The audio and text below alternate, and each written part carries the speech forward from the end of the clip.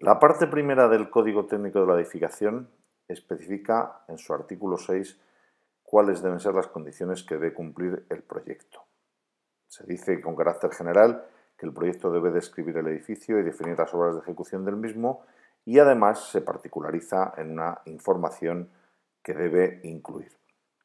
Entre esta información se incluyen las características técnicas mínimas de los productos, equipos y sistemas que se incorporen de forma permanente, de los materiales de construcción,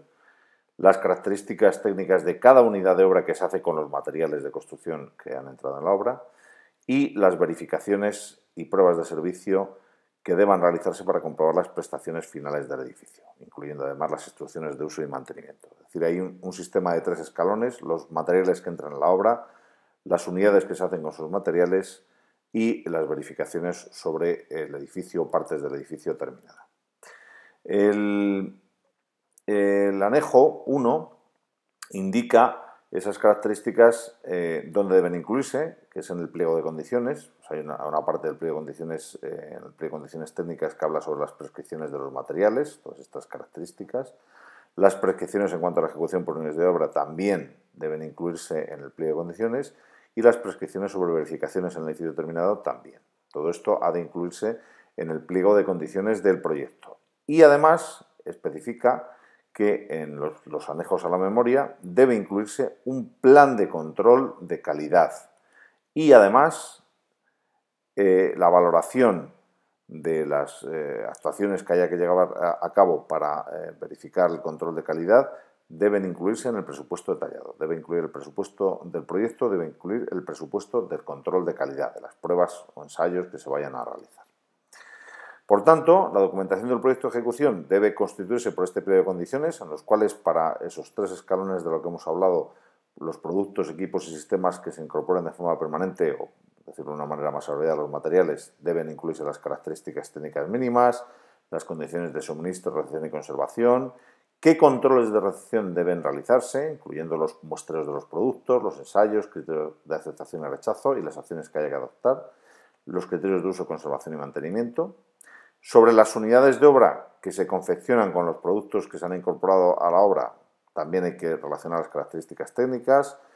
todo lo referente al control de ejecución en cuanto a ensayos, pruebas, garantías, criterios de aceptación y rechazo, y las medidas a adoptar para asegurar la compatibilidad entre los diferentes productos, elementos y sistemas constructivos. Y en cuanto al edificio terminado, que sería el 3er escalón, o partes de él, como puede ser en el caso de hacer una prueba hasta que haya la cubierta, pues las verificaciones y pruebas de servicio que deban realizarse. Todo ello, aparte de estar incluido en el pliego de condiciones, debe estar también contemplado en un plan de control de calidad como un documento anejo específico, y se debe valorar ese control de calidad.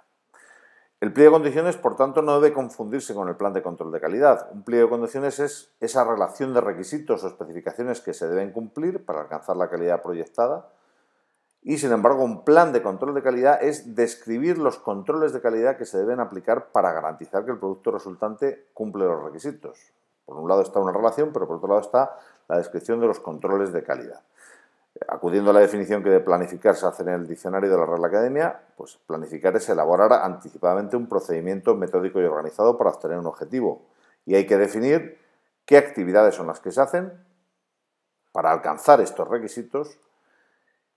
o para comprobar que se han alcanzado esos requisitos, de quién son la responsabilidad de hacer esas actividades, y la dotación correspondiente de recursos humanos y económicos para las actividades que hay que realizar. ¿Quién las hace? Si lo hace el director de ejecución de la obra, si lo hace el contratista, etcétera, etcétera. Por tanto, el plan de control de calidad debe componerse para cada uno de esos 3 niveles de los que hemos hablado: el nivel primario, control de recepción de productos suministrados a obra; el siguiente, control de producción de las unidades de obra que se ejecutan con esos productos; y el último, control de recepción de las unidades de la obra, partes de la obra y edificio terminado. Para cada uno de estos 3 niveles debe componerse de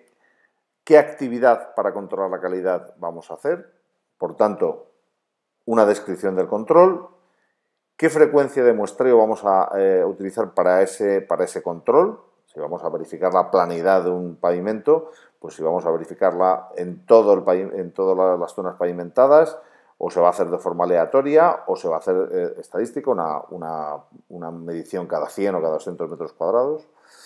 ¿Qué tipo de inspección es el que se va a hacer? Si se va a hacer mediante variables o se va a hacer mediante atributos, entendiendo como variables unidades medibles y atributos unidades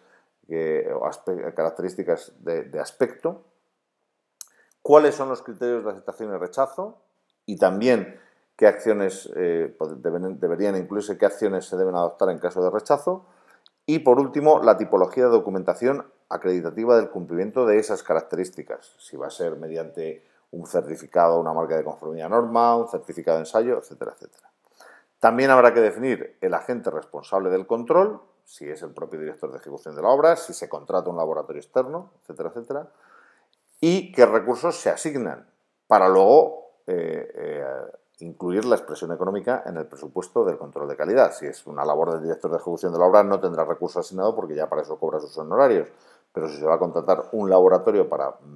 hacer probetas de hormigón, por ejemplo, y romperlas, pues todo eso debe estar incluido en el presupuesto del control de calidad. El plan de control de calidad, pues, es un documento a incluir como manejo al proyecto y en el prototipo que se da para incluir en el proyecto de ejecución, pues se hace una breve introducción hablando de lo anteriormente expuesto, de lo que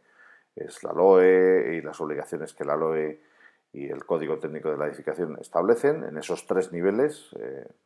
información sobre características de productos, de unidades de obra y de verificaciones y pruebas de servicio para prestaciones finales. Y se incluye en un segundo punto pues, que el objeto del presente plan, del documento que a continuación se desarrolla, que se redacta en cumplimiento de lo establecido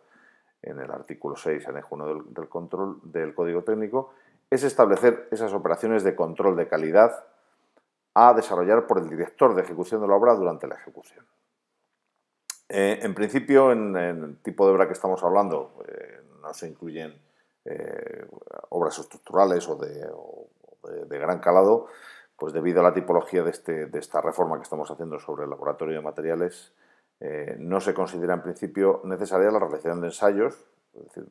el control de la calidad va a ser prácticamente ejercido por el director de ejecución de la obra, pero no obstante, el director de ejecución de la obra, como se establece en el código, puede ordenar las pruebas y ensayos que estime necesarios y con tal fin habrá que prever una partida alzada a justificar en el proyecto, en el presupuesto del proyecto. Asimismo, cuando el director de ejecución de la obra pueda detectar alguna anomalía, pues debe dejar constancia expresa de las mismas y trazar unas pautas de corrección necesarias y para eso podrá apoyarse también en pruebas que realicen entidades de control de calidad o laboratorios de control de calidad.